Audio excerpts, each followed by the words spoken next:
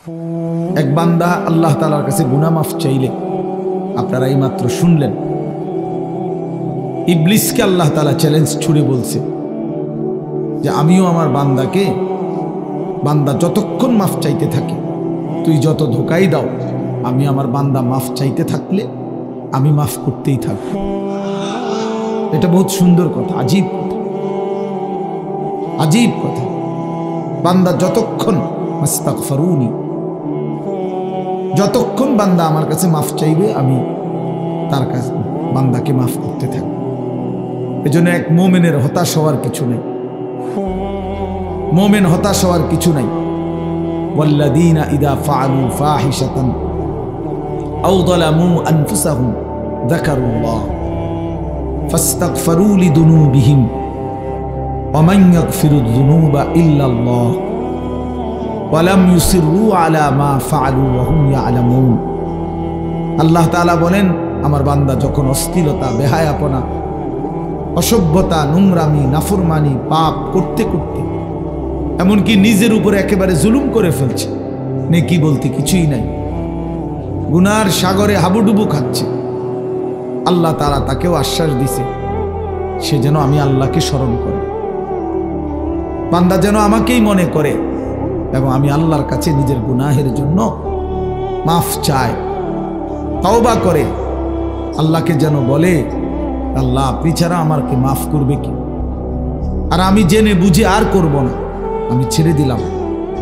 এই তিনটি শর্ত যদি বান্দার কাছ থেকে আল্লাহ পায়, তওবা তিন জিনিসের নাম, পেছনের গুনাহ সমূলে ছেড়ে দেওয়া, কালউ মা কান, একদম গোড়া সহ গুনাহ সম্পূর্ণ ছেড়ে দেওয়া,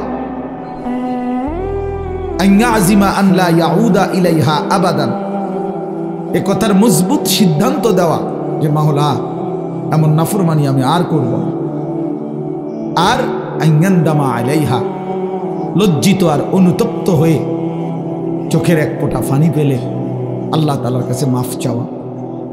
বান্দা যদি এই তিন শর্ত পুরা করে, বান্দা যদি বলতে পারে দিল থেকে, আল্লাহ আমি গুনাহ ছেড়ে দিলাম, আর করব না, ওয়াদা দিলাম, আমি লজ্জিত মাওলা, আমি মাফ চাইলাম, আল্লাহর কসম, আল্লাহ বলেন উলাইকা জাযাউহুম মাগফিরাতুম মির রাব্বিহিম, আমিও ওয়াদা দিলাম বান্দা 90 বছরের গুনাহ আমি একসাথে মাফ করে দিলাম।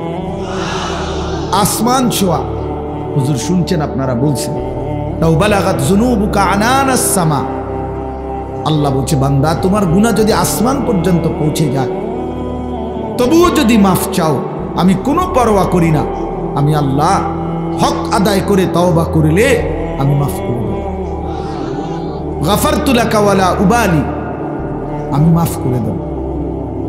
ইয়া ইবনা আদম লাউ আন্নাকা আতাইতানি বিকিরাবিল আরদি খাতায়া সুম্মা ইস্তাগফারতানি লা তুশরিকু বি শাইআ লা আতাইতুকা বিকিরাবিহা মাগফিরা।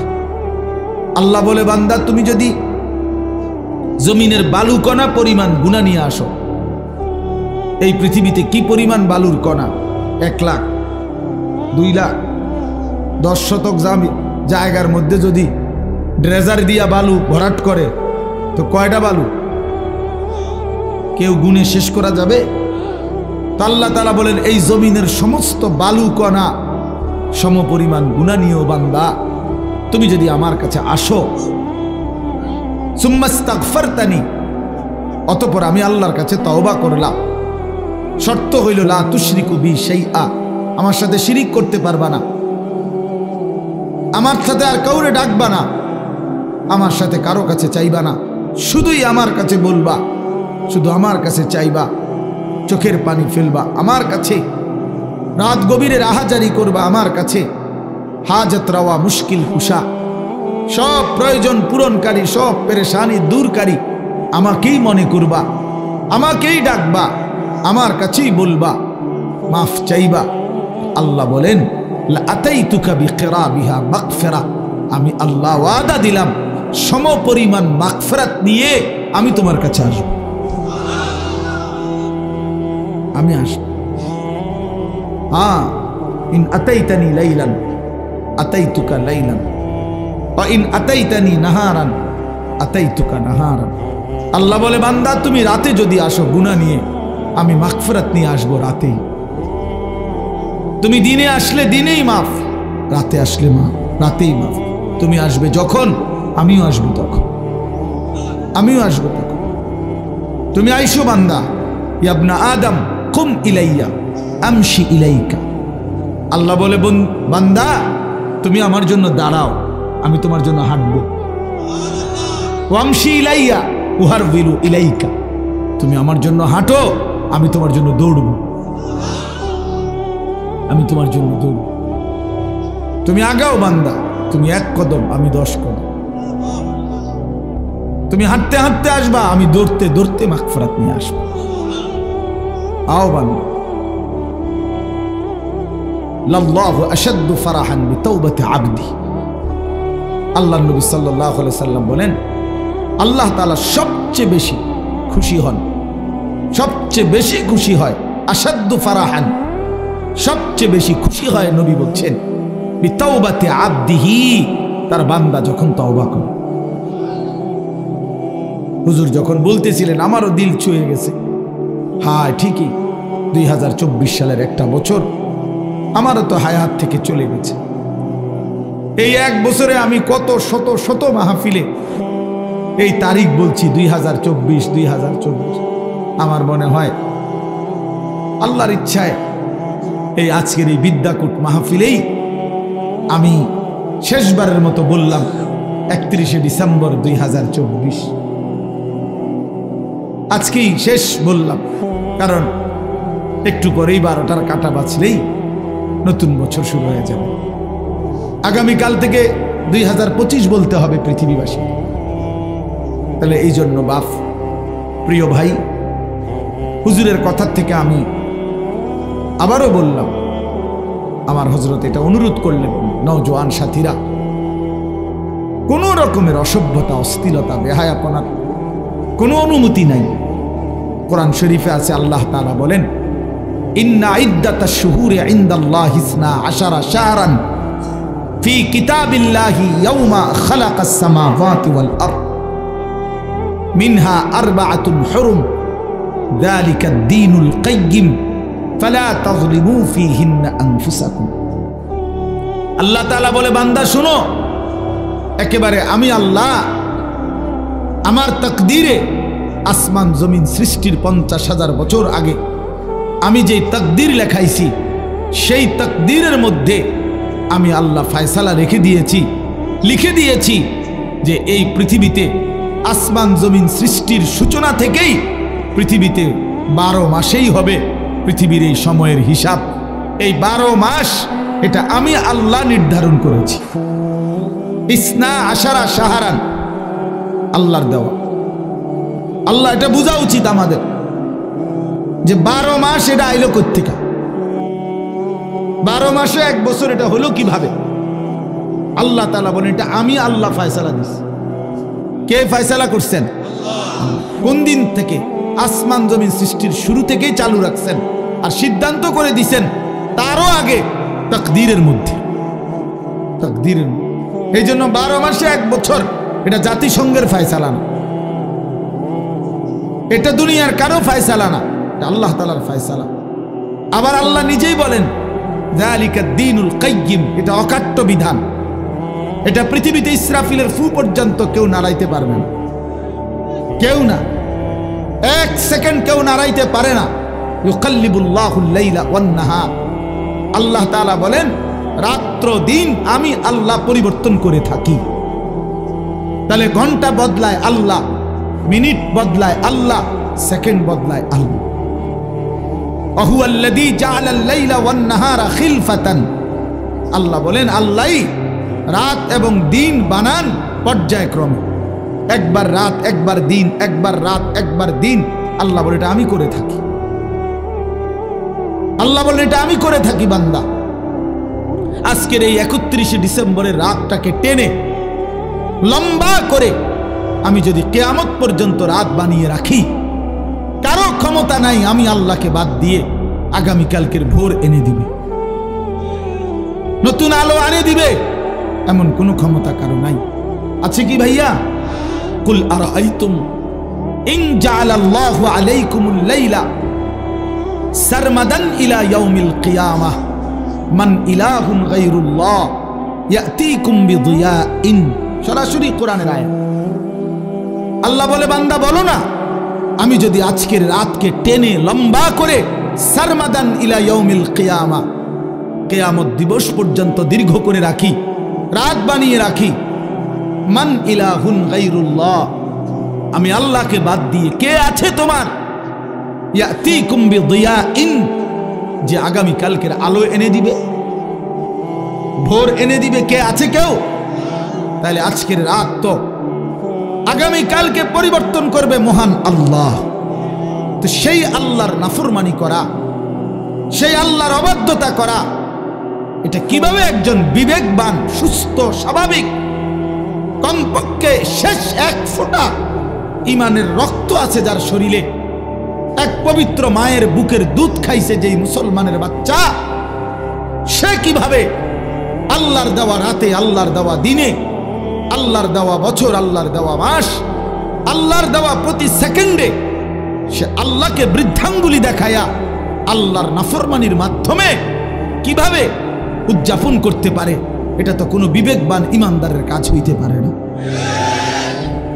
কোনোভাবেই না, কোনোভাবেই না। এই জন্য 31st নাইট হুজুর যেটা বললেন, এটা স্পষ্ট কথা বাপ, এটা আমাদেরও কথা। নওজোয়ান, তুমি প্রতারিত হইও না, মুসলমানের সন্তান তুমি ধোকা খাইও না। 31st নাইট এই বেঈমানরা শুরু করছে, এই কাফেররা শুরু করছে। আল্লাহর কসম, তাদের তুমি নেটে প্রয়োজনে সার্চ দিয়ে দেখো। এই 31st নাইটের মূল বক্তব্য হলো, খ্রিস্টানদের কাছে দুই মুখী একটা মূর্তি আছে, যে এই মূর্তির দুইটা মুখ, সামনে একটা মুখ, পিছনেরটাও একটা মুখ, এই দুই মুখী, দ্বিমুখী একটা মূর্তি। 31শে ডিসেম্বরের শেষ মিনিটে তারা ওই পিছনের মূর্তির মুখের পিছন দিকে দাঁড়াইয়া বলে, হে মহান দেবতা, বিগত 1 বছরের অপরাধ আমরা অনুতপ্ত মার্জনা করো। আর ঘুরে আইসা আবার পরের মিনিটে, নতুন বছরের প্রথম মিনিটে এই সামনের মুখের কাছে আইসা বলে, আগামী 1 বছর হে মহান দেবতা ভালোভাবে রাখো। এই আল্লাহর কসম, এইটা এই দুইমুখী একটি দেবতার কাছে প্রার্থনা করা, এইটাই হলো 31st নাইট। এইটা এরপরে এইটার মধ্যে অসভ্যতার বাকি রং দিছে। এই গান, বাদ্য, নাচ, গান, জিনা, ব্যভিচার, হোটেল, রেস্তোরাঁ, মদের বার, নারী পুরুষের অবাধ মেলামেশা, উলঙ্গপনা, অসভ্যপনা, এগুলো কোনো কুকুর বিড়াল করতে পারে, কোনো জানোয়ার করতে পারে, কোনো ইমানদারের সন্তান করতে পারে না, কোনো মুসলমানের বাচ্চা এটা করতে পারে না, কোনো ইমানদারের সন্তান এটা করতে পারে না। এ তো বেঈমানের আখলাক, এ তো দুশ্চরিত্র, লম্পট। জিনাখোর কখনো পবিত্র হয় না। হারাম সম্পর্ক, বিবাহ বহির্ভূত ছেলে মেয়ের অবৈধ যেই কোনো রকমের সম্পর্ক, এটা তো জিনা, এটা তো ব্যভিচার, ব্যভিচার, ব্যভিচার, ব্যভিচার। এটা অতএব ব্যভিচারিত, ধিক্কৃত, ব্যভিচারিত, ধিক্কৃত কোন জিনাকার, কোন ব্যভিচারী, কোন লম্পট, কোন চরিত্রহীন, সে তো সভ্য, ভদ্র, শিক্ষিত, চরিত্রবান কোনো হতেই পারে না। এই জন্য 31st নাইট যারা উদ্বোধন করে, উদ্বোধনের নাম করে, উদযাপনের নাম করে নাচে, গায়, ফুর্তি করে, এরা অসভ্য, এরা অসভ্য, এরা অসভ্য, এরা চরিত্রহীন, এরা লম্পট, এরা লম্পট, এরা লম্পট ছাড়া কিচ্ছু না।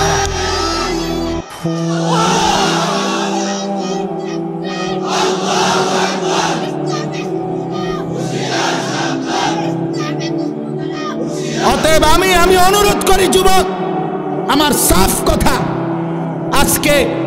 আজকে এই বিদ্যাকুটের 10 দিন ব্যাপী ঐতিহাসিক এই তাফসিরুল কোরআন মাহফিল থেকে আমার সমস্ত বুড়া বাপ যারা আছেন, আপনারা বসা থাকবেন, আপনারা বসেন। ওলামায়ে কেরাম যারা বসা আছেন, আপনারাও বসা থাকেন। কিন্তু কিশোর, তরুণ, নওজোয়ান, তোমরা যারা এখানে আছো, তোমরা সব দাঁড়ায়া এই বয়স্ক এবং ওলামাদের সামনে ওয়াদা দাও যে 31st নাইটে আমরা থুতো মারি, থুতো মারি, থুতো মারি, থুতো মারি। দাঁড়াও যুবক, দাঁড়াও নওজোয়ান, দাঁড়াও জওয়ান, দাঁড়াও ইমানদার।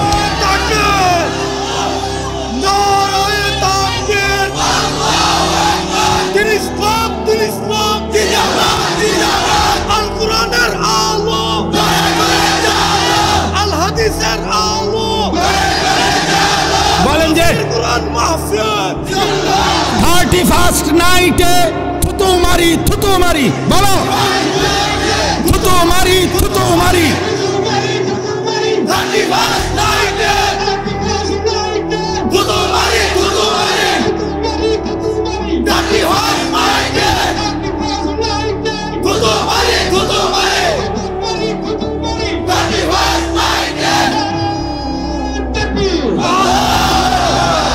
মাশাআল্লাহ, বসো নওজোয়ান, বসো।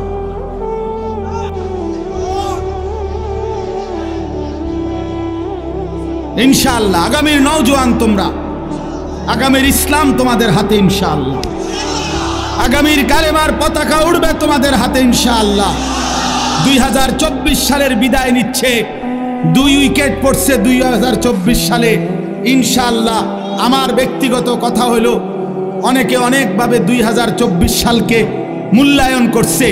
আমার ব্যক্তিগত মূল্যায়ন হলো 2024 সাল উইকেট পড়ার বছর। এবছর প্রথম উইকেট পড়ছে 5ই আগস্টের জালেমের পলায়নের মাধ্যমে। এই বছর দ্বিতীয় উইকেট পড়ছে 8ই ডিসেম্বর সিরিয়ার আরেক জালেম বাশার আল আসাদের পতনের মাধ্যমে। অতএব 5ই আগস্টে 1 উইকেট পড়ছে, 8ই ডিসেম্বর আরেক উইকেট পড়ছে। এই জন্য এই বছর বোলিং ভালো হয়েছে, কড়া বোলিং হয়েছে। 24 সাল উইকেট পড়ছে ভালো, ইনশাআল্লাহ আগামীতে আরো উইকেট পড়বে।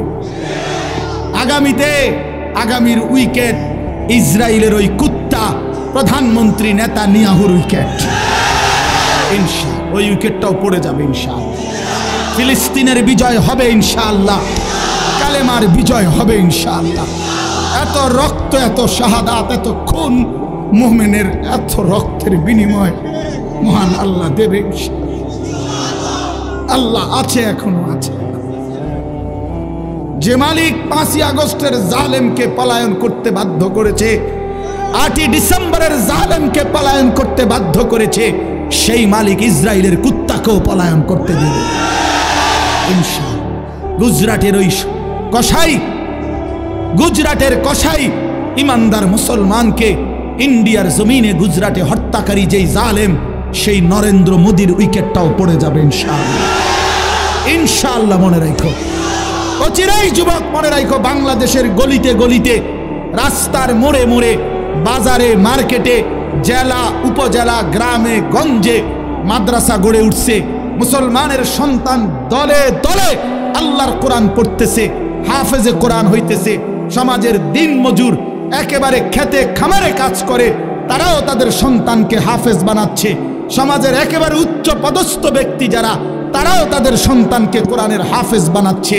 এটাই প্রমাণ করে আগামীর পৃথিবী ইসলামের পৃথিবী ইনশাআল্লাহ, আগামীর পৃথিবী কোরআনের পৃথিবী ইনশাআল্লাহ। অতএব 130 কোটি ভারতীয় বেঈমান আমাদেরকে চোখ রাঙ্গাইলে আমরা এক বিন্দুও ভয় পাই না।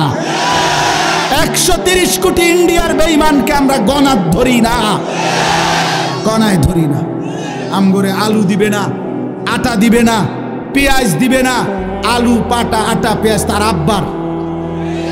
মোদি তোর আব্বার এগুলো বলে। মাশাআল্লাহ, মাশাআল্লাহ। অতএব এটা কারো বাপের না, তাদের আলু, আটা, পেঁয়াজ এগুলো মোদির বাপের বলে, ভারতের আব্বার এগুলো। তোদেরকে বেটা 130 কোটি বেঈমানকে যিনি প্রতিদিন চাল, ডাল, আলু, পেঁয়াজ, ভাত, মাছ খাওয়ায়, তিনি তো আমার আল্লাহ বেটা। আরে আমার আল্লাহ, আমি আজকে যারে এশার নামাজে সেজদা দিছি, তিনি তোরে খাওয়ায়।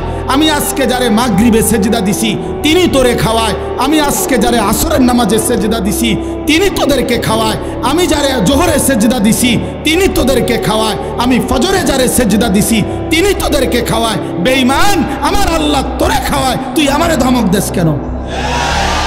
কথা বলেন না কেন? ওরা আঙ্গ ইমানদারকে ধমক দেয়, মন্ডাসে অঙ্গে কন্যা বেড়া পাগলামি করো। হ্যাঁ, মাটি ছোট হইতে পারে, মাতৃভূমি ছোট হইতে পারে, 56,000 বর্গ মাইলের লাল সবুজের ওই পতাকার মাঝখানের যে লাল, এটা রং না, এটা শহীদের খুন। অতএব রক্তের বিনিময়ে আজাদি, খুনের বিনিময়ে স্বাধীনতা। কি তামাশা! এদেশ, এই জাতি, এই মাতৃভূমির সন্তানরা যে রক্ত দিতে জানে, এটা তো আমাদের মানচিত্রেই আছে, আছে না? আমাদের এই লাল সবুজের পতাকার লাল, এটা তো শহীদের খুন। অতএব কোনো পরোয়া করার কিছু, ইনশাআল্লাহ যুবক মনে রাখো। আরে আনিস কোনোদিন হয়তো থাকবে না, মাওলানা মিজান থাকবে না, ওলামায়ে কেরাম আমরা হয়তো থাকবো না, কিন্তু আগামীর পৃথিবী দেখবে ইনশাআল্লাহ দিল্লির লাল কেল্লাতে কালেমার পতাকা উড়বে ইনশাআল্লাহ। ইনশাআল্লাহ মনে রাখো, ইনশাআল্লাহ কোনো অসুবিধা নেই। আমরা শহীদ হইলে কোনো সমস্যা নাই। বাংলাদেশে কোনো ষড়যন্ত্র বাস্তবায়ন হবে না।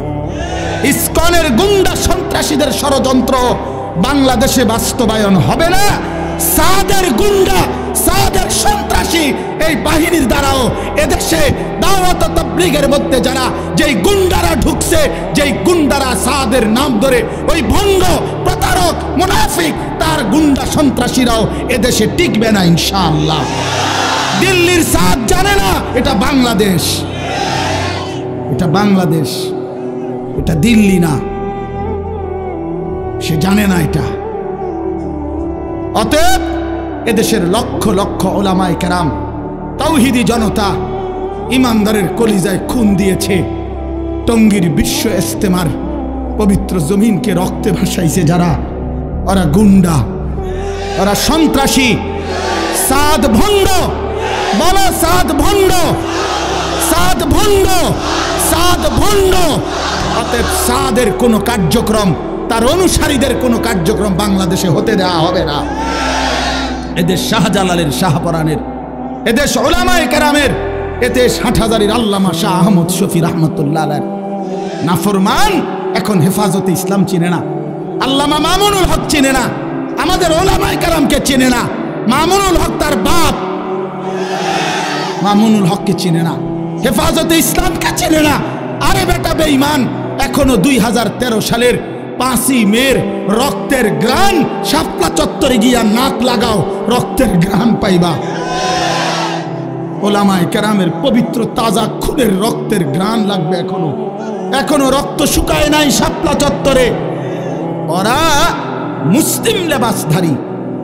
আরে কোনো কাফেরে মারলে মুসলমান মেনে নিতাম, যে নেতানিয়াহু মারছে, মুদিয়ে মারছে, ট্রাম্পে মারছে, মনটারে বুঝাইতাম। মুসলিম পরিচয়ধারী সারা দিন মিয়া, সারাটা দিন ইজতেমার মাঠে কাজ করছে যেই মানুষগুলো, এই লক্ষ লক্ষ সারা পৃথিবীর ইমানদারদের জন্য মাঠ তৈরি করে 5 ওয়াক্ত নামাজ পড়ে রাত্রি গভীরে যে মানুষগুলো একটু ঘুমাইছে, ঘুমন্ত ইমানদার মুসলমানকে মুসলিম পরিচয়ধারী কোনো ব্যক্তি কিভাবে হত্যা করতে, কিভাবে রক্ত ঝরাইতে? আরে সাদ তুই কি করলি? ওয়াসিফ তুই কি করলি? করলি কি? কি করলি তুই? ইমানদারের রক্ত ঝরাইলি কেমনে? মুসলমানের রক্ত ঝরাইলা কেমনে? যে হাফেজ সাহেব তালেবে ইলমদেরকে আল্লাহর কোরআন পড়ায়, ওই হাফেজ সাহেব তো কোরআনের পৃষ্ঠা উল্টায় আঙ্গুল দিয়া, এমন পবিত্র হাফেজ সাহেবের আঙ্গুল কাইটা ফেলে দিছে। এই জন্য আপনারাও সতর্ক থাকবেন, এই ভণ্ড সাদের কোনো অনুসারী যেন নবীনগরের জমিনে না থাকে। সাবধান মুসলমান, কোন ষড়যন্ত্রকারী বাংলাদেশে তার ষড়যন্ত্র বাস্তবায়ন করতে পারবে না ইনশাআল্লাহ। আল্লাহ তাআলা আমাদেরকে তৌফিক দান করেন। এই যে যুবকদের এই আশা, ইনশাআল্লাহ আপনাদের এই ব্যাপক উপস্থিতি প্রমাণ করে আল্লাহর কোরআনের জন্য এই জাতি প্রস্তুত আছে ইনশাআল্লাহ।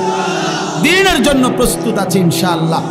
আল্লাহ তাআলা উলামায়ে কেরামের আহ্বানে আল্লাহর দ্বীনের জন্য আপনারা লড়বেন তো ইনশাআল্লাহ? হাত তুলে বলেন ইনশাআল্লাহ। লড়বেন তো ইনশাআল্লাহ? উলামায়ে কেরামের তত্ত্বাবধানে থাকবেন তো ইনশাআল্লাহ? আল্লাহ তৌফিক দান করেন, আল্লাহ কবুল করেন। দাওয়াতের কাজ উলামায়ে কেরামের তত্ত্বাবধানে চলবে, তাবলীগের কাজ, তালিমের কাজ, তাজকিয়ার কাজ, জিহাদের কাজ, ইসলামের কাজ, দ্বীনের কাজ উলামায়ে কেরামকে বাদ দিয়ে করা যাবে না। করলে হুঁচট খাবেন, করলে পিছলা খাবেন, করলে ক্ষতিগ্রস্ত হবেন, করলে দুশ্মনের খপ্পরে পড়ে আখিরাত বরবাদ করবেন। যেন অনুরোধ করলাম, অনুরোধ করলাম, অনুরোধ করলাম আল্লাহ তাআলা আমাদেরকে সচ্চা ঈমান দান করেন, আমাদেরকে ঈমানের মজবুতি দান করেন। ভাই বললেন মাশাআল্লাহ, আমার হুজুর বলছেন এতক্ষণ তওবার কথা, ফিরে আসার কথা। তো এক যুবক, এক ভাই যোগাযোগ করছে, সে তার জিন্দেগি পাল্টাইতে চায়। আমি তো হুজুর আলহামদুলিল্লাহ প্রতিনিয়ত অসংখ্য যুবকের চিঠি আমার কাছে আসে, চিঠি দেয়, কাগজে লিখে, মোবাইলে মেসেজ পাঠায়, আমার ঘনিষ্ঠ সাথীদের কাছে জানায়। আলহামদুলিল্লাহ প্রতিদিন প্রতিদিন বিশ্বাস করেন বাংলাদেশের যুবক ছেলেরা আল্লাহর দিকে ফিরতেছে, গুনাহ ছেড়ে দিচ্ছে ইনশাআল্লাহ। গুনায় মজা নাই, নারীর ছবি দেখতে দেখতে আর সুখ নাই, উলঙ্গ দৃশ্য দেখতে দেখতে আর সুখ নাই। অসংখ্য যুবকের চেহারা, সুরত, শরীর, যৌবন, শারীরিক ক্ষমতা, যৌবনের ক্ষমতা সব নষ্ট করে ফেলছে, সব চরিত্রহীন হইয়া বরবাদ করে দিছে। আজ দুদু অন্ধকার ছাড়া, মরিচিকা ছাড়া আর কিছুই দেখে না। এজন্য যুবক ছেলে তোমাদেরকে বলি, ভাই নষ্ট হইও না, নষ্ট হইও না। 7 জন যুবক হিম্মত করে দাঁড়াইছিল, আসহাবে কাহাফের 7 জন যুবক। আল্লাহ তাআলা তাদের ঈমান, পুরা দেশ কাফের, আর এই 7টা যুবক প্রথম ঈমানদার হয়ে দাঁড়াইছিল। আল্লাহ বলছে তোমরা ঘুম যাও, তোমাদের ঈমানে আমি আল্লাহ খুশি হলাম, তোমাদের পক্ষ হয়ে পুরা জাতির সংশোধনের কাজ আমি আল্লাহ করে দিচ্ছি, তোমরা ঘুম যাও। 309 বছর পরে আল্লাহ এই 7 যুবককে ঘুম থেকে উঠাইয়া আল্লাহ বলছে এবার এলাকায় গিয়ে হাঁটো, ঘুরো, যাও, দেখে আসো, দেখবা বাদশাও ইমানদার, জনগণও ইমানদার। কি ঘটনা! আসহাবে কাহাফ 7 যুবক। হুজুর আমি এইবার প্রতি বছর আমি সন্দ্বীপ যাই মাহফিলে, চট্টগ্রাম সন্দ্বীপ উপজেলায়। এই সন্দ্বীপে বঙ্গোপসাগর পার হইয়া যাইতে হয় স্পিড বোটে, অনেক মানে ভয়ের এই জায়গাটা পার হওয়া অনেক দূর। তো প্রতি বছরই আমরা যাওয়ার চেষ্টা করি, বাংলাদেশের সব ওলামায়ে কেরাম যায় সন্দ্বীপে। বড় বড় বুজুর্গ, আমাদের শায়েখে সন্দ্বীপি ইদ্রিস সন্দ্বীপি রাহমাতুল্লাহর মতো মহান বুজুর্গ সন্দ্বীপের। তো এই বছর গত বছর 2023 সালের অক্টোবর নভেম্বর মাসে এই একটা কারগুজারি শুনেন। অক্টোবর নভেম্বর মাসে 4টা কলেজের ছেলে, ওরা আপনার প্রতিদিন ফজরের নামাজ জামাতে পড়ে, তো পইরা সাগরের পারে হাঁটে। একদিন তারা গত বছর নিজেদের মধ্যে বলতেছে যে আচ্ছা আমরা যে প্রতিদিন ফজর পড়ি, হাঁটি, তো আমরা একটা কাজ করি, চলো না হাইটা আমরা এই সকাল টাইমটা আমাদের বন্ধুদেরকে ফজরের নামাজের জন্য উঠাই, ফজর ক্যাম্পেইন, ফজরের জন্য গণসংযোগ করি, চলো। এই কথা নিয়ত করে 4 বন্ধু কি করবে, কার কাছে যাবে, একটা খসড়া পরিকল্পনার জন্য একটা কাগজ খুঁজছে। আর এই যে লেখি আমরা লোক, কখনই কাগজ নাই তাদের, এই মুহূর্তের লগে সাথে কাগজ ছিল না। তো এই ছেলেটা বলতেছে, কয় হুজুর সিগারেটের একটা প্যাকেট সাগরের পার থেকে খুঁজে নিছি, নিয়ে সিগারেটের প্যাকেটের ওই ভিতরের অংশটা সাদা না, এইটা বইয়ে লিখছি, লেখা ঠিক করে আমরা কোথায় কোথায় যাব, কেমনে কেমনে করব, এই শুরু করলাম কাজ, ফজর ক্যাম্পেইন, মানে ফজরের জন্য গণসংযোগ করা। এরপরে আলহামদুলিল্লাহ দেখেন এই বছর 19শে নভেম্বর আমি এরকম এটার মতো হবে, আরো বড় হবে প্যান্ডেল, ওই সন্দ্বীপের সবচেয়ে বড় মাদ্রাসা, যিনি পুরা সন্দ্বীপ উপজেলা ইত্তেহাদুল ওলামার সভাপতি, মুরব্বী হুজুরের মাদ্রাসার মাহফিল। ওরা আমারে বলছে আগে যে হুজুর রাত্রে যেখানে মাহফিল হবে সেখানে ফজরের পরে ওই প্যান্ডেলে আমাদের মাহফিল, মানে ওদের আলাদা। ঠিক আছে, আমি যেহেতু রাতে থাকবো, তোমাকে ফজরের পরে অসুবিধা নাই, আমি আসি। সকালবেলা ফজরের নামাজের পরে এরা আসতে শুরু করছে পোলাপাই। মনে আধা ঘন্টার ভিতরে পুরাটা মাঠ পূর্ণ হয়ে গেছে, সব কিশোর তরুণ যুবক। আল্লাহর কসম, দাঁড়াইয়া ওরা, এই ছেলে বলতেছে, হুজুর আমাদের এই 1 বছরের মেহনতে আমরা এই 4-5 জন যুবক শুরু করছিলাম ফজরের জন্য ডাকা। আল্লাহর দয়া 1 বছরে 4,500 ছেলে লিস্টি করা আমাদের প্রতিদিন ফজরের নামাজ জামাতে। কি করতে পারে যুবক? যুবক চাইলেই সমাজের প্রত্যেকের হাতে হাতে মদের বোতলও তুলে দিতে পারে। যুবক চাইলে প্রত্যেকের হাতে হাতে নামাজের মুসল্লাও তুলে দিতে পারে। যুবককে আল্লাহ শক্তি দিছেন, আল্লাহ তো শক্তি দিছেনই কাজ নেওয়ার জন্য, না তো শক্তি কেন দিলেন? আল্লাহ তাআলা যৌবন কালকে বলছেন কুওয়াত, শক্তি। আল্লাহুল্লাযী খালাকাকুম মিন দুফিন, আল্লাহ বলছে তোমাদেরকে আমি সৃষ্টি করেছি দুফ, দুর্বল অবস্থায়, তার মানে শিশুকাল। সুম্মা জাআলা মিন বা'দি দুফিন কুওয়াতান, অতঃপর সেই দুর্বলতার পরে আমি তোমাদেরকে দিলাম শক্তি, মানে যৌবন। সুম্মা জাআলা মিন বা'দি কুওয়াতিন দুফান ওয়া শাইবা, পুনরায় আবার সেই শক্তির থেকে আবার ফিরিয়ে দিলাম দুর্বলতা এবং বার্ধক্য। তাহলে বোঝা গেল শিশুকালও দুর্বল, বৃদ্ধকালও দুর্বল, তাহলে শক্তি কখন? আল্লাহ কোরআনে বলছে। এই জন্য অনেক নওজোয়ান, আমি তোমাদের জন্য দিল থেকে দোয়া করি বন্ধু, রাত এই গভীরে আমরা প্রত্যেকেই এই 10 দিন ব্যাপী ঐতিহাসিক এই তাফসিরুল কোরআন মাহফিলে তোমরা নিজেকে পরিবর্তনের সিদ্ধান্ত নাও। ঠকবা না ইনশাআল্লাহ। আল্লাহকে সেজদা দিয়ে কেউ ঠকে না, প্রিয় নবী সাল্লাল্লাহু আলাইহি সাল্লামকে অনুসরণ করে কেউ ঠকে না। আল্লাহ তাকে দামি বানায় দুনিয়াতেও আখিরাতেও। আখিরাতেও কোনো পাপী, কোনো চরিত্রহীন, কোনো লম্পট, কোনো দুশ্চরিত্র বন্ধু সে মানুষের কাছে ঘৃণিত হয়, ঘৃণিত হয়। তোমরা যারা 5 ওয়াক্ত নামাজ পড়ো না, তোমরা লজ্জিত ঘৃণিতই হবা ভাইয়া। আল্লাহ তাআলা আমাদের সন্তানদেরকে বুঝার তৌফিক দান করেন। আমি শুধু আয়াত পড়ছি, অল্প একটু বলি, তাইলেই আমার কথা শেষ। এই কোরআনুল কারীমের এই সূরার তরজমাটুকু বলি। 30 নম্বর পারা একটা ছোট্ট সূরা আমি পড়ছিলাম, 94 নম্বর সূরা। এটা আমার বলার উদ্দেশ্য আছে, এই পড়ার উদ্দেশ্যটা হইল এটার মধ্যে আমাদের প্রিয় নবী সাল্লাল্লাহু আলাইহি সাল্লামকে সরাসরি আল্লাহ তাআলা সম্বোধন করে নবীজি সাল্লাল্লাহু আলাইহি সাল্লামকে কিছু কথা বলেছেন এবং নবীজির মর্যাদা, সান্ত্বনা, ইজ্জত, আজমত আল্লাহ তাআলা তুলে ধরেছেন। এখানের মূল বিষয়টা হইল প্রিয় নবী সাল্লাল্লাহু আলাইহি সাল্লাম 40 বছর বয়সে তিনি যখন ইসলাম প্রচারের দায়িত্ব পেলেন, আল্লাহ বললেন মানুষকে আল্লাহর দিকে ফিরাবার, তখন একটা মিনিট শুধু চিন্তা করেন যে নবীজি সাল্লাল্লাহু আলাইহি সাল্লাম একটা মিনিট ভাবেন, শুধু 40 বছর বয়সে আল্লাহ পাক যখন ওনাকে দায়িত্ব দিলেন তখন তিনি কোন সমাজে দাঁড়াইলেন। 1 নম্বর কথা হলো আল্লাহ তাআলা তাকে যেই জিম্মাদারি দিলেন, এই দায়িত্ব পালনের জন্য এই মুহূর্তে তার সাথে একজন সহযোগিতাকারী কেউ নাই। প্রথম দিন কল্পনা করেন যে কেউ নাই, উনি একাই। আচ্ছা, 2 নাম্বার, সমাজের ডান দিক থেকে বাম দিকে, উত্তর দিক থেকে পূর্ব, দক্ষিণ দিকে, পূর্ব থেকে পশ্চিম দিকে, অর্থাৎ এই সমাজের নবীর সমাজটা একটা জায়গায় তাকাইলে কোথাও কোনো আলো নাই, কোথাও কি নাই, মানে এই আলো না। ইনসানিয়াত, মনুষ্যত্ব বলতে, মানবতা বলতে কিচ্ছু নেই। আল্লাহ চেনে না, আখিরাত চেনে না, ইবাদত বুঝে না, মৃত্যু কি জানে না, কবর কি বুঝে না, আখিরাত বলতে কিছুই জানে না।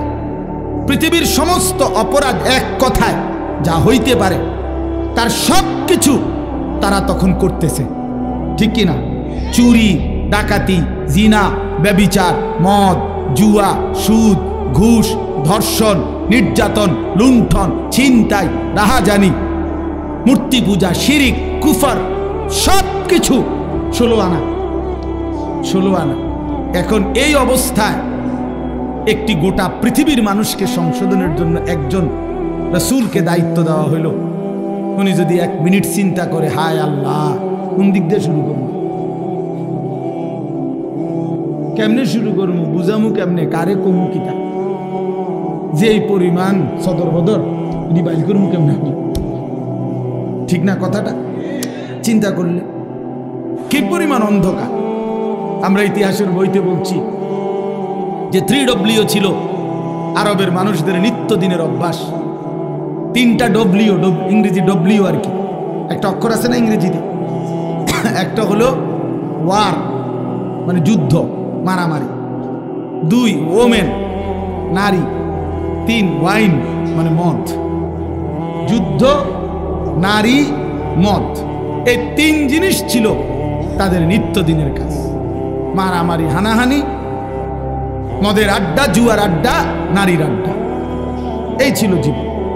আপনি আশ্চর্য হবেন, আমি নিজে পড়ছি, এবং হুজুর মাজা খাসিরাল আলাম বিইনহিতাতিল মুসলিমিন যে বইটা, মুসলিম উম্মার পতনে বিশ্বের কি ক্ষতি হলো, সৈয়দ আবুল হাসান আলী নদভী রাহমাতুল্লাহ লিখিত সেই পৃথিবী বিখ্যাত বই, ওলামায়ে কেরামের অক্ষরে অক্ষরে বর্তমান যুগ চাহিদা অনুপাতে আমি নওজোয়ান আলেম যারা আছেন আপনাদেরকে অনুরোধ করলাম এই বইটা পড়েন, একেবারে লাইনে লাইনে পড়েন। আল্লামা আবু তাহের মিসবাহ দামাত বারাকাতুহুম আদিব সাহেব হুজুর অনুবাদ করছে, এটা পড়েন, ফায়দা হবে। 1450 বছরের ইতিহাস বুঝবেন। তো ওইখানে আছে যে এই জাহিলি সমাজে একটি মতবাদ ছিল, একজন ধর্মগুরু ঘোষণা দিছিল তখনকার সময়ে নবীজির আগমনের পূর্বে 3 জিনিসে কারো কোনো একক মালিকানা নাই, সবার সমান মালিকানা। 3টা জিনিসের মধ্যে, 1 আগুন, আগুন সবার মালিকানা, 2 পানি, 3 নারী। নাউযুবিল্লাহ, কথা বুঝেন নাই? আগুন, পানি, নারী, কারো একক অধিকার নাই। নারী যেখানেই থাকুক, যার কার এটা কোনো কথা নাই, যার যেখানে ইচ্ছা উপভোগ করবে, তার কোনো ব্যক্তি স্বাধীনতা, ব্যক্তি পরিচয় বলতে কিছু নেই। এত জঘন্য ছিল সমাজ, এত নিকৃষ্ট ছিল সমাজ। সেই সমাজটাকে পরিবর্তন করার জন্য আল্লাহ তাআলা নবী সাল্লাল্লাহু আলাইহি সাল্লামকে বলছেন। আপনি চিন্তা করে দেখেন কত বড় ভারী দায়িত্ব। আমার যদি বলে যে এই বাংলাদেশের অথবা আমার ইউনিয়নের সবডি মদখোর, ফুট্টাখোর, বাবাখোর, ডাইলখোর, ইয়াবাখোর, এগুলারে ঠিক করা, তো আমার জান শেষ। এরপরে তো সুদখোর, ঘুষখোর রয়েছে আলাদাই, বাকি সিটার বাটফার তো আলাদাই আছে। শুধু বাবাখোর ঠিক করতে গেলে তো আমি দাদা করে আমার হায়াত শেষ হয়ে যাবে। তাইলে রাসূলুল্লাহ কথাটাকে আমি একবারে বললে ফেলবো অর্থ, শুধু প্রেক্ষাপটটা বলতেছি। নবী সাল্লাল্লাহু আলাইহি সাল্লামকে তাইলে আল্লাহ তাআলা কত বড় ভারী জিম্মাদারি দিয়েছেন। শুধু আরব না, নবীজি শুধু আরবে না, গোটা পৃথিবীর সংশোধন। আল্লাহু আকবার, গোটা পৃথিবীর সংশোধনের দায়িত্ব আল্লাহ দিয়েছেন। আচ্ছা, এই তো একটা বিষয়, তাহলে কাজটা অনেক ভারী ছিল কিনা, যথেষ্ট পেরেশানির বিষয় ছিল কিনা? আহা, কি হবে, মনে হয় যেন একটা মহাসাগরের মাঝখানে উনারে দাঁড় করাই দিচ্ছে যে এইবার আপনি এই সাগর পাড়ি দেন। আচ্ছা, কিভাবে? নৌকা নাই, বাহন নাই, জাহাজ নাই, অর্থাৎ কেউ নাই, মনে হয় যেন এরকম ভাবে। আচ্ছা, 2 নাম্বার, একে তো দায়িত্ব দিছে, কঠিন দায়িত্ব বোঝা। এবার আল্লাহ তাআলা বলছেন আরেকটা কথা, ফাস্তাকিম কামা উমিরতা। বন্ধু সাবধান, আপনাকে যে আদেশ করা হয়েছে, যে দায়িত্ব মানুষের সংশোধন, আমার বান্দাদের পরিবর্তন, এটার থেকে এক সুতা, এক চুল আপনি কিন্তু নড়বেন না। ফাস্তাকিম, মজবুত থাকেন, অটল থাকেন, অবিচল থাকেন, সুখে থাকেন আর দুঃখে থাকেন, জুলুম করুক, অত্যাচার করুক, নির্যাতন করুক আর বিদ্রুপ করুক, পাথর মারুক আর উটের নারী ভুড়ি চাপায় দোক, আপনারে পাথর মারুক আর যাই করুক, আপনার পেটে ভাত থাকুক কিংবা না থাকুক, আপনার সাহাবীদেরকে অত্যাচার করুক আর শহীদ করুক, ফাস্তাকিম, আপনি কিন্তু এক সুতা, এক চুল নড়বেন না। আপনার কাজ, আপনার দায়িত্ব, আপনার জিম্মাদারি আপনি আদায় করবেন।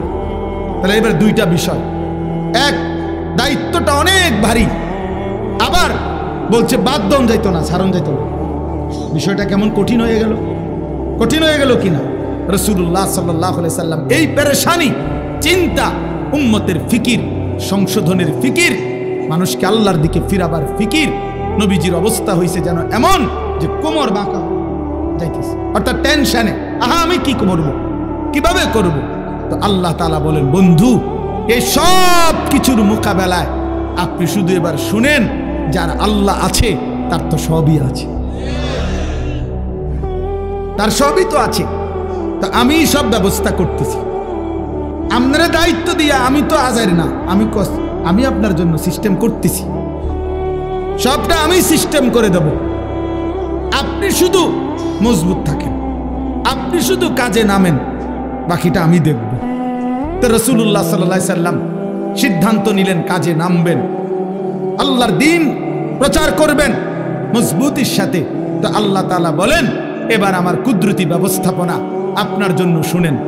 এক, আলাম নাশরাহ লাকা সাদরাক, আমি আল্লাহ প্রথম আপনার দিল, আপনার কলিজার ভিতরে ইলম, হিকমত, আখলাক, হিম্মত, ইস্তেকামত, শুজাআত, বীরত্ব, যা দরকার আল্লাহর দ্বীন পৃথিবীর শেষ প্রান্ত পর্যন্ত পৌঁছাবার জন্য, তার সবটা আমি আল্লাহই আপনার সিনাতে দিয়ে দিলাম। এবার নবী মক্কার কুরাইশদের সামনে, হাদিসে আছে, একদিন ঘোষণা দিছে যে মক্কাবাসী, আসমানের সূর্য আমার যদি হাতে দাও, চাঁদটাও যদি আমার হাতে এনে দাও, আর আমারে যদি বলো কালেমার দাওয়াত ছেড়ে দিতে, আল্লাহর কসম মুহাম্মদ এক সেকেন্ড আল্লাহর দ্বীনের দাওয়াত ছাড়বে না। এই কলিজার মধ্যে আল্লাহ এমন ঈমান আছে, ওয়াল্লাহি লা ওয়াদাতুমুশ শামসা ফি ইয়ামিনি ওয়াল কামারা ফি ইয়াসারি ওয়া আমারতুম আন আতরুকা হাযিহি দাওয়া লান আতরুকাহা হাত্তা উনাফিজাহা আও আমুতা ইলাল্লাহ।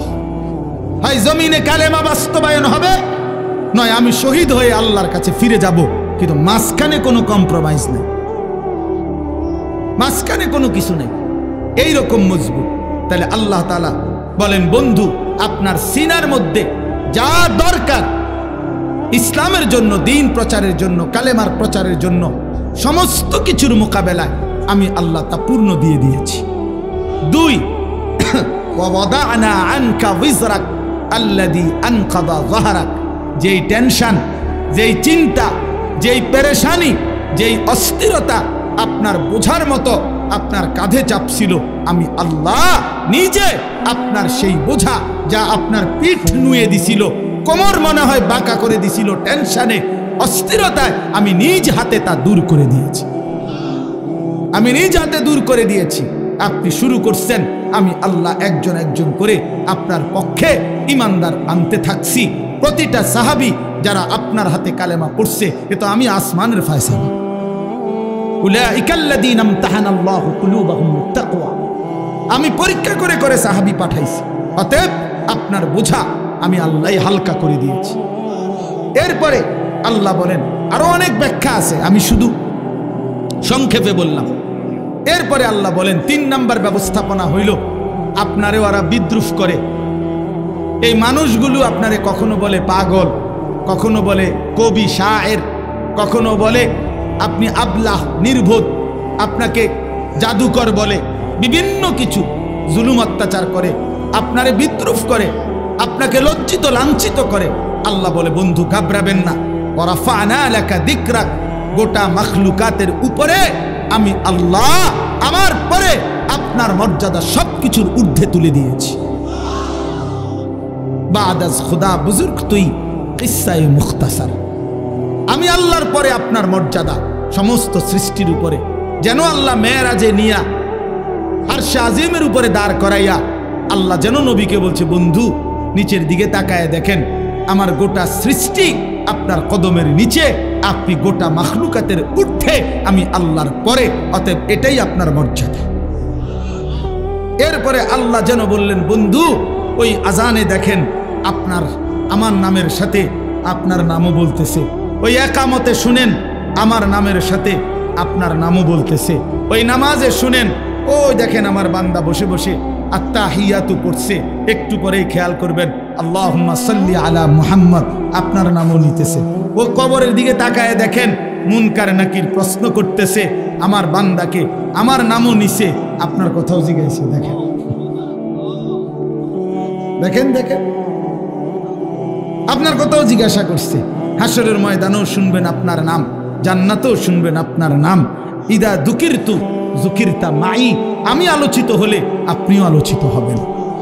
আমি আছি তো আপনি বন্ধু আছেন।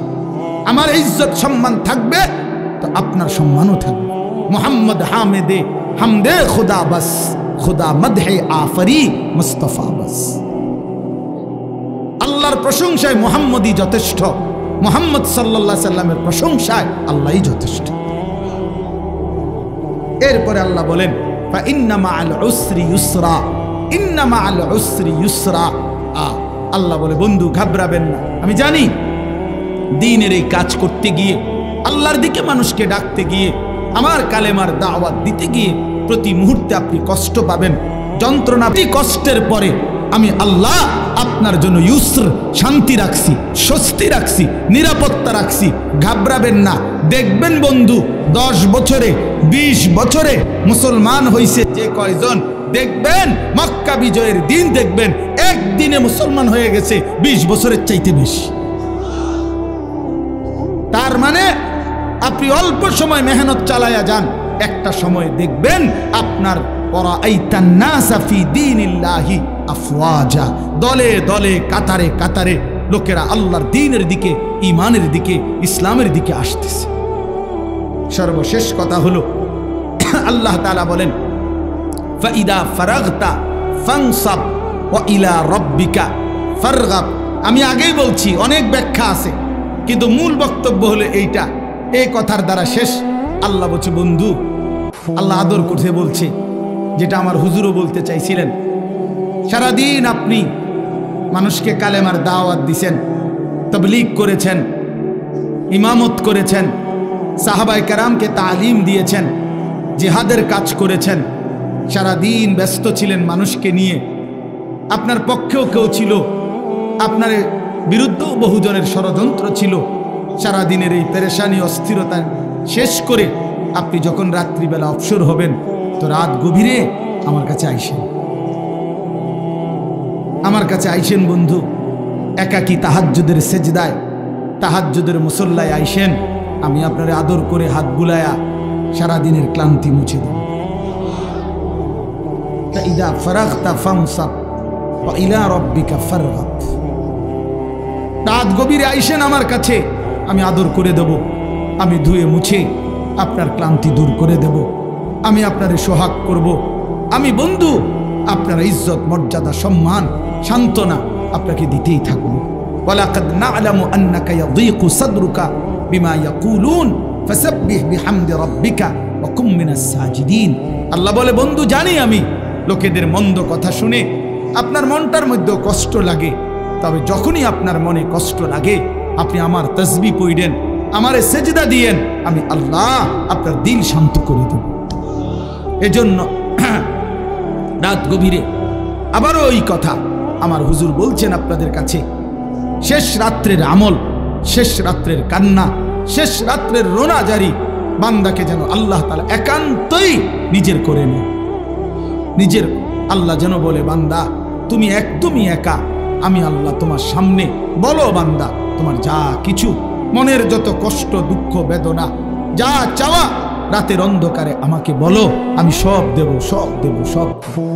এই জন্য নবীকে আল্লাহ বলছে বন্ধু সারাদিনের মেহনত থেকে যখন অবসর হবেন ফানসাব, এবার আপনি আলাদা রাত্রিবেলা পরিশ্রম করবেন, ইবাদত, দোয়া, জিকির, তেলাওয়াত, তাহাজ্জুদ, কান্নাকাটির জন্য আমার দিকে ফিরবেন। আমি আল্লাহ আপনার সমস্ত ক্লান্তি, পেরেশানি, দুঃখ দূর করে দেব। এজন্য শেষ একটা কথা বলি, তায়েফের ময়দান থেকে নবীজি সাল্লাল্লাহু আলাইহি সাল্লাম যখন রক্তাক্ত হয়ে ফিরে আসছিলেন, তখন যেই রাত্রিবেলা যেই আঙ্গুর খেজুরের বাগানে নবী আশ্রয় নিছিলেন, তো সেদিন রাত্রে রক্ত মাখা শরীর নিয়ে আল্লাহর নবী রাত গভীরে একটা লম্বা দোয়া করছিলেন। হাদিসে এই দোয়াটা আছে, লম্বা দোয়া। নবীজি সারাটা শরীর রক্তাক্ত, পায়ের জুতার সাথে লেগে গেছে জমাট রক্ত। এই অবস্থায় রাত্রি অন্ধকারে নবী গভীর রজনীতে আল্লাহ তাআলার কাছে লম্বা দোয়া করছিলেন চোখের পানি ফেলে। ওইখানে একটা কথা নবীজি সাল্লাল্লাহু আলাইহি সাল্লাম বলছিলেন যে আল্লাহ আপনি আমারে ইলা মান তাকিলনি, এই মাওলা আপনি আমারে কার কাছে পাঠাইলেন, কার কাছে পাঠাইলেন? ইলা বাঈদিন ইয়াতাজাহামুনি, আপনি বুঝি আমারে এমন দূরের অপরিচিত মানুষের কাছে পাঠাইলেন যারা আমারে, আমি তাদেরকে আপনার দিকে ডাকলাম, তারা আমারে এভাবে পাথর মারলো। কোন নবীকে বুঝি মানুষ এভাবে মারে? কল্যাণকামীকে মানুষ বুঝি এভাবে মারে? আম ইলা আদুবিন মাল্লাকতাহু আমরি, নাকি আপনি আমার এমন কোন দুশমনের কাছে পাঠাইলেন যার উপরে আমার কোনো ক্ষমতাই ছিল না? আপনি আমারে কার কাছে পাঠাইলেন? কিন্তু এই মনের আবেগ এগুলো বইলা এই একটা কথা হুজুর বলছে নবীজি, এটাই আমাদের শেষ কথা। আমার নবীজি তখন বলছে আল্লাহ যা বলছি তা তো মনের কষ্টে বলছি, কিন্তু শেষ কথা হলো মাওলা ইন লাম তাকুন আলাইয়া গাদাবুন ফালা উবালি, শুধু রাত গভীরে বলেন আপনি যদি আমার উপরে নারাজ না হন, আপনি যদি আমার উপরে রাগ না করেন, আপনি যদি খুশি থাকেন, ফালা উবালি, আমি কোনো পরোয়া করি না, আমি কোনো পরোয়া করি না। এই পাথরের আঘাত সয়ে গেলাম, শুধু আপনি বলেন আপনি আমার উপরে রাজি কিনা।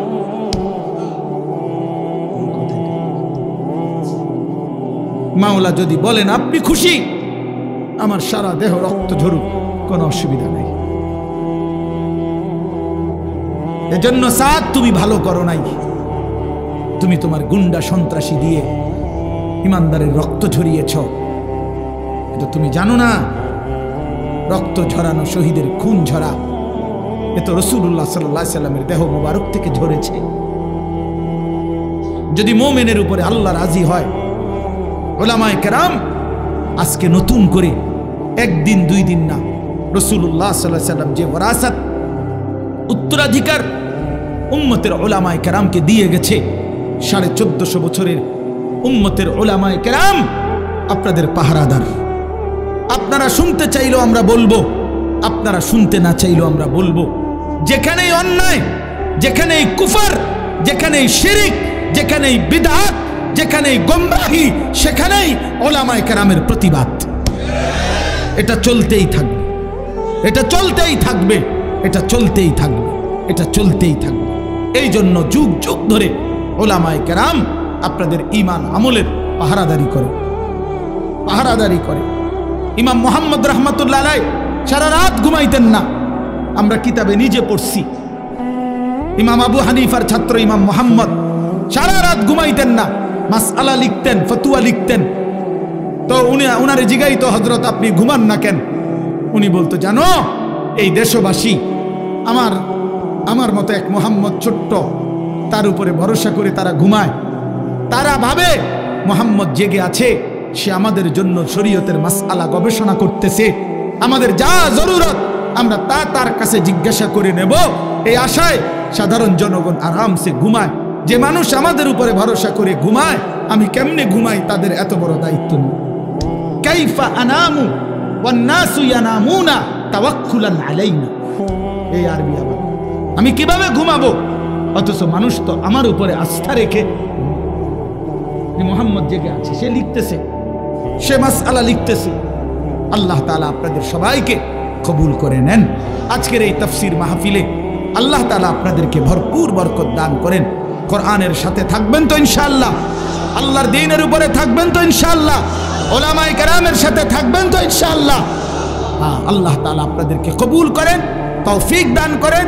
10 দিন ব্যাপী তাফসীরুল কোরআন মাহফিলের সমস্ত আলোচনা আল্লাহর কোরআনের নূর আমাদের দিলের মধ্যে আল্লাহ জ্বালায়া দেন। আমিন। সুবহানাল্লাহি ওয়া বিহামদিহি। আল্লাহর জন্যই জমা হওয়ার তৌফিক দান করেছেন, এজন্য আমরা সকলেই বলি আলহামদুলিল্লাহ। মুআজ্জাজ মুহতারাম হাজিরিন, এতক্ষণ পর্যন্ত যিনি নসিহত পেশ করেছেন তিনি আমার সরাসরি উস্তাদ। আপনারা শুনছেন হুজুরের কাছে।